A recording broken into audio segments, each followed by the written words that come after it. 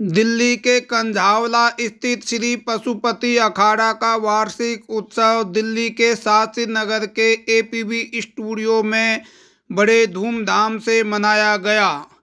इस पशुपति अखाड़ा के वार्षिक उत्सव में अनेक गणमान्य लोग उपस्थित थे, जिनमें अनेक धर्माचार्य, साधु, संत और महामंडलेश्वर और समाज के प्रबुद्ध वर्ग, समाज सेवी आदि उपस्थित थे। इस अवसर पर श्री पशुपति अखाड़ा के संचालक श्री गौरीशंकर महाराज ने आए हुए तमाम लोगों का स्वागत किया और उन्हें प्रशस्ति पत्र व अनेक पद देकर उन्हें सम्मानित किया। वार्षिक उत्सव में अनेक अखाड़ों से लोग पधारे हुए थे और उन्होंने यहां आकर श्री पशुपति अखाड़े का यहाँ पर जिस तरह से कार्य हो रहा है उसकी पूरी प्रशंसा की। समाज के अनेक लोग भी यहाँ आए हुए थे, उन्होंने भी श्री पशुपति अखाड़े के बारे में जाना और उसके कार्यकलापों को देखते हुए यह कहा कि आने वाले भविष्य में श्री पशुपति अखाड़ा एक मील का पत्थर साबित होगा। वंदे महापुरुषते चरणारविंदम। सबसे पहले सनातन विश्व धरोहर के महान उन ऋषियों, उन महर्षियों, उन दिग्गजों या राष्ट्र के लिए जिन लोगों ने अपने जीवन को समर्पित किया है, उन सबको मैं हृदय से वंदन एवं प्रणाम करता हूँ। पशुपति अखाड़ा सनातन वैदिक धर्म का एक अंग है। हम लोग कोई वैदिक धर्म से भिन्न नहीं है, वैदिक धर्म का एक अंग है। समाज में हो रहे कुरीति, कुपरंपराएं, इन सब से बाहर निकाल करके जो सनातन वैदिक धर्म का जो जीवन शैली है, उसमें समाज का निर्माण करना। हम बच्चों को वो शिक्षा देना चाहते हैं, जब इस पशुपति अखाड़े से बच्चे निकले तो विश्व धरोहर पटल में उनका मान सम्मान, तेज और ओजस बने। जी। दूसरी बात, हमने 11 सितंबर को हमने पशुपति अखाड़े का नींव दिल्ली में रख लिया है। जी। कार्य प्रारंभ हो चुका है और बहुत जल्दी वहाँ की जो एक्टिविटी है, योग है, ध्यान है और सामाजिक कार्यक्रम है, जो भी हमारे सोशल वर्किंग कार्यक्रम है, उन सब कार्यक्रमों को हम आगे बढ़ाएंगे। मूल बात यह है कि हम सनातन वैदिक धर्म का जो भी सिद्धांत है, उन सिद्धांतों को लेकर के आगे बढ़ेंगे। हमारा मूल उद्देश्य ये है। आज के कार्यक्रम में क्या क्या रहा यहाँ पे, और आपने कई महामंडलेश्वर कई पदाधिकारियों को नियुक्ति की? देखिए, संगठन का निर्माण जी किसी एक व्यक्ति से नहीं होता। जी। संगठन बनता है अनेक लोगों से। जी। जब अनेकता में जब एकता आती है तब संगठन बनता है। जी। मैं अकेला कुछ नहीं कर सकता। जी। ये तो संगठन के जितने भी पदाधिकारी हैं, उन सब लोगों ने मेरे को फ्रंट किया, मेरे को आगे रखा। जी। व्रतानंद जूना खड़ा हरिद्वार से है। जी। और आज जो ये कार्यक्रम था वो पशुपति अखाड़े का वार्षिक उत्सव था। जी।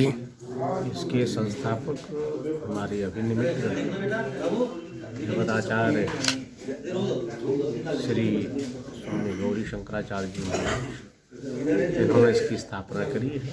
जितने भी संस्थाएं, जितने भी अखाड़े, जितने भी द्वारे, जितने भी आश्रम इस धरा पर बनते हैं, शाखाएं बनती हैं, संस्थाएं बनती हैं, उनका अर्धांत एक ही दृष्टिकोण रहता है कि सनातन धर्म को, सनातन वैदिक धर्म को हम आगे कैसे ले जाएं। जी। साथ साथ हमारा जो जन्म हुआ है, जन्म में हमें क्या क्या कार्य करने हैं, क्या शुभ करना है, क्या अशुभ करना है, इसके लिए सबकी सब संस्थाएं बनती हैं। और निश्चित रूप से ये जो संस्था का जो संस्थापन हुआ है, वो देश विदेश में हमारी सनातन वैदिक धर्म का प्रचार प्रसार एवं आध्यात्मिक जीवन में व्यक्ति को कैसे अग्रसर करें, इसका प्रतिपादन करें। मैं स्वामी जी को, गौरी शंकराचार्य को बहुत बहुत साधुवाद देता हूँ कि उन्होंने इस कार्यक्रम को, जो वैदिक सनातन धर्म के लिए पशुपति अखाड़े का स्थापन किया है, इसमें देश विदेश के लोगों को जोड़ने का कार्य किया है, सराहनीय है। मैं उनको साधुवाद देता हूँ। आज के कार्यक्रम में पधारे हुए सभी व्यक्तियों को बहुत बहुत साधुवाद।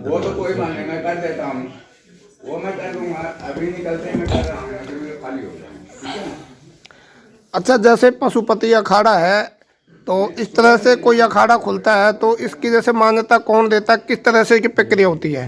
मान्यता की बात है, एक अखाड़ा परिषद है।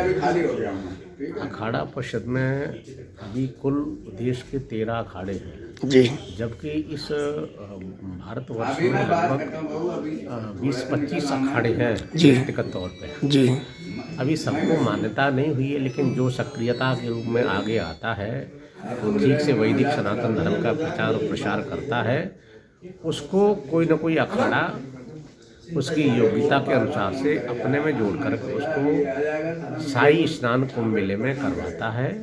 ऐसी अखाड़ों की मान्यता है।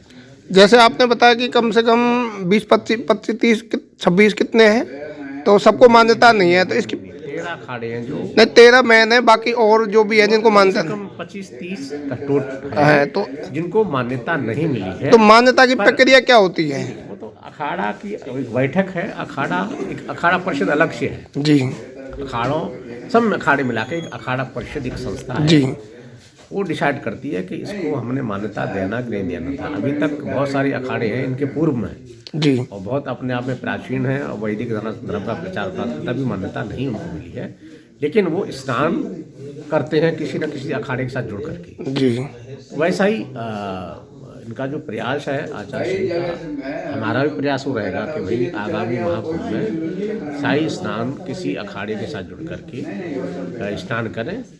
तो हम कहीं न कहीं अखाड़ा भी हमारा फ्रंट पे आएगा। इनका जो अखाड़ा है हम सबका मूल एक ही है, जी, वैदिक सनातन धर्म का प्रचार वो जी। हम कर ही रहे हैं। जी, और अखाड़े में मान्यता हमें मिलेगी नहीं मिलेगी वो अलग विषय है, जी, जी, पर हम उसके साथ हम अपनी बात कह सकते हैं।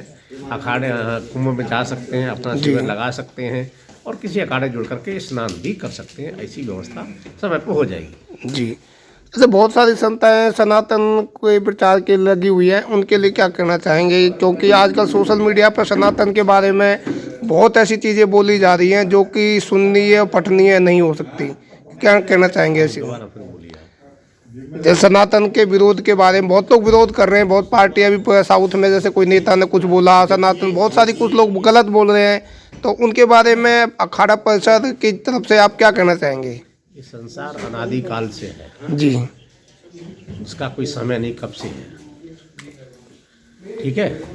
और ये चाहे वो सतयुग हो, द्वापर हो, त्रेता हो, कलयुग हो, जी, प्रत्येक युग में प्रत्येक तरह के व्यक्ति, इवन परमात्मा श्री राम कृष्ण,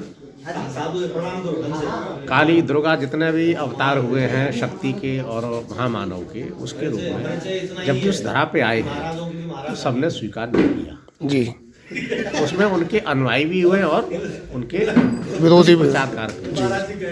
तो इसमें कोई बड़ी बात नहीं है। इसमें ये जो चल रहा कलयुग चल रहा है तो वो कलयुग अंतिम चरण में चल रहा है। जी, तो सबकी प्रवृत्ति एक जैसी नहीं होती है। जी, तो स्वाभाविक है कुछ आस्तिक भी होंगे, कुछ नास्तिक भी होंगे। हर युग में आस्तिक नास्तिक रहे हैं। जी, तो ऐसे जो नास्तिक हैं जो इसका विरोध कर रहे हैं और उनको उनकी मुक्ति भी खानी पड़ती है, जी, है ना। जो व्यक्ति जिस परिवेश में रह रहा, जिस परिवेश में खा रहा, जिस परिवेश में पहन रहा है, तो उसकी प्रवृत्ति भी उसी प्रकार से होगी। तो वो सनातन वैदिक का प्रचार तो कर नहीं सकता। हाँ, मदिरा, मांस, अंडे और ऐशो आराम के सुख साधन इकट्ठे कर सकता है, उसमें वो भोग विलास कर सकता है। तो स्वाभाविक है वो इससे विरुद्ध होगा। जैसे प्राचीन काल में राक्षसों ने बड़ा आतंक किया हमारे देवताओं के साथ, जी, जी, नहीं किया है। तो वो हर युग में रहा है। हमें उसकी न परवाह होकर के हमें अपना कार्य करना चाहिए। मेरा कार्य क्या है? इस अखाड़े में हमने जुड़ के वो जीवों के अंदर से अंधकार को निकाल के उनको प्रकाश में लाना है।